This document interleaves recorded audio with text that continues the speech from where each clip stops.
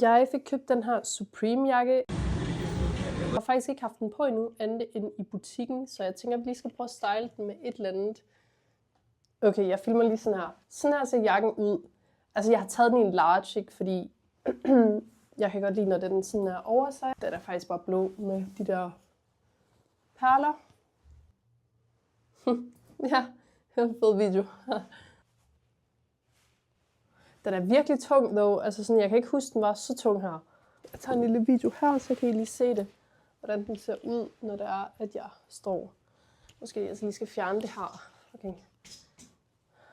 Vasketøj. Okay, de her bukser er måske heller ikke de fedeste til. Men den skulle holde ret godt på varmen. Jeg japper bare lort lige nu. Sådan her ser den ud lukket. Det er virkelig fedt. Så har den lidt lommer i siderne, som fucking alle jakker har. Altså, what the fuck. Og det er egentlig bare det. Og så mit køb i Tokyo. Low-key, det er noget at lave dernede. Jeg nåede faktisk kun at købe den her, og så lige 3 andre ting. Tak fordi I så med.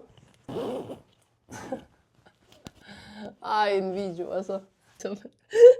Hvad fuck er det? Lidt med viewer, der så var fucking vasketøj lige siden af, og så var det fucking godt.